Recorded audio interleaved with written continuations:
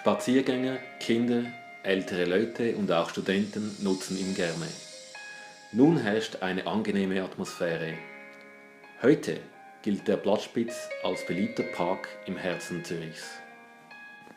Seit 1992 hat sich die Anzahl der Drogentoten in Zürich extrem reduziert.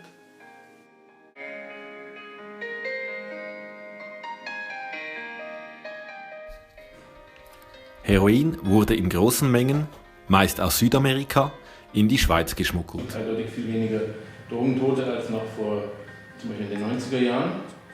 Grundsätzlich war das Problem damals, dass man weniger therapeutische Möglichkeiten in der Hand hatte und sozusagen den Leuten weniger als heute so eine Art maßgeschneidertes Therapiekonzept nahelegen konnte. Man hat getan, was man konnte, und das hat auch damals durchaus Erfolge gegeben, aber man hat sicher nicht so viele Patienten oder so viele Bezüger und Süchtige erreicht wie heute. Das, was ich miterlebt habe, war damals, als ich auf der Straße gelebt habe. Da waren sehr viele Heroinsüchtige, die an einer Überdosis gestorben sind. So, die dabei waren, die selber süchtig waren, die haben sich einen Scheiß darum gekümmert. Die haben eher geguckt, dass sie schnell an den Stoff von den anderen rankommen und den Nadeln und einfach alles leer räumen. Die ARUT ist ein privater Verein, der wurde 1991 gegründet. Und es ist letztlich eine Abkürzung, und es steht für Arbeitsgemeinschaft für den risikoarmen Umgang mit Drogen.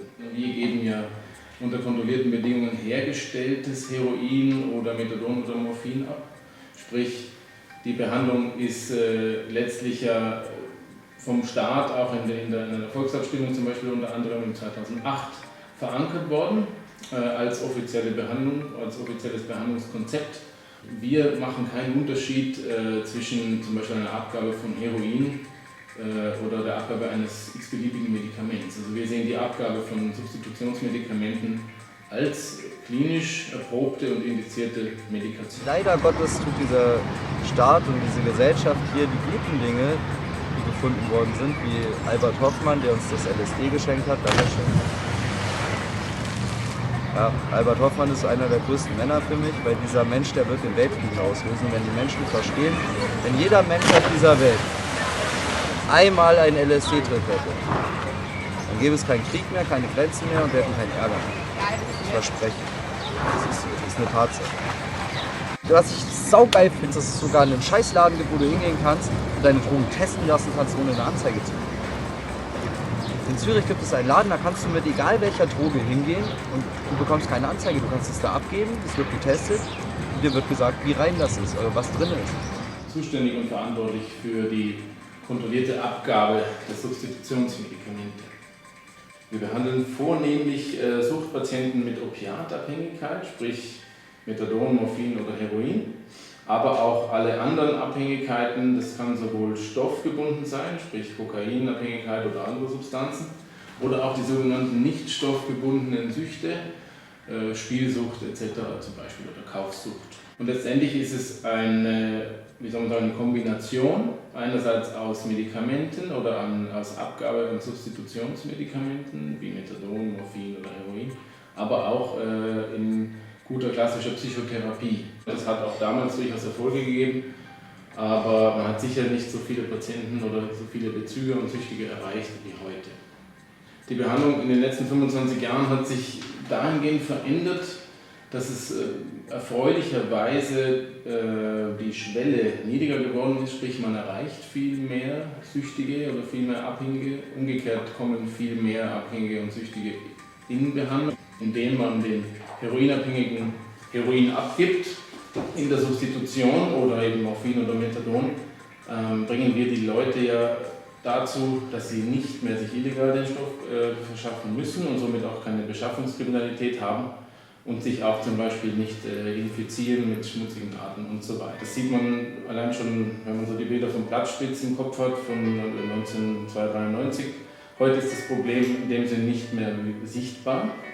Und dann gibt es natürlich Leute, die sagen, wozu braucht es eigentlich eure Behandlung? Weil man sieht ja die Leute nicht mehr hier. Das ist ja genau der Grund, warum man sie nicht mehr sieht, weil viele von denen natürlich bei uns in der Therapie sind. Das ist auch eine Willensfrage, aber man muss leider sagen, bei schwerstabhängigen oder langjährig abhängigen Menschen macht der sogenannte freie Wille einfach einen relativ wie soll man sagen, kleinen Anteil aus im Vergleich zum Rest, weil letztlich ist Sucht man kann eine schwere Sucht als eine Gehirnerkrankung bezeichnen. Das heißt, es gibt gewisse Veränderungen über die Jahre hinweg auch in der Hirnsubstanz, im Denkmuster, im Verhalten.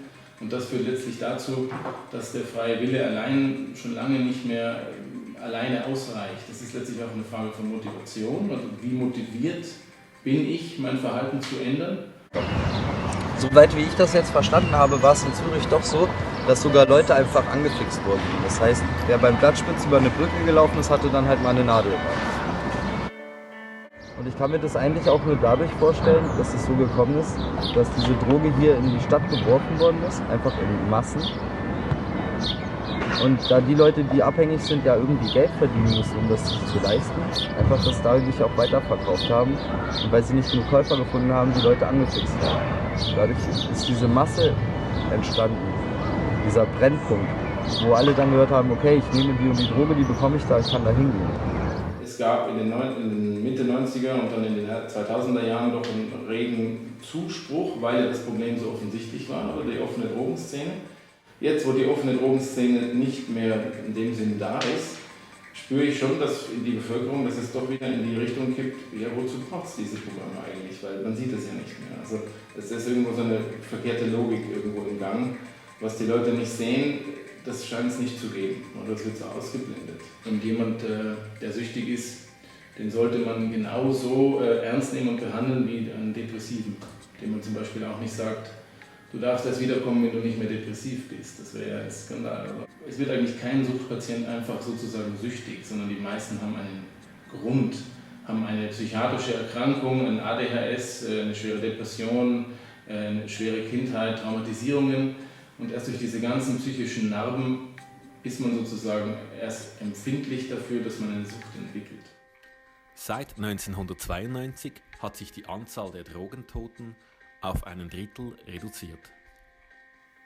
Dies konnte erreicht werden aufgrund der kontrollierten Drogenabgabe des Staates. Die Lage seit den Mitte 90er Jahren hat sich erheblich verbessert. Jedoch ist es eine reine Illusion, dass es je eine vollständige Drogenabstinenz in Zürich geben wird.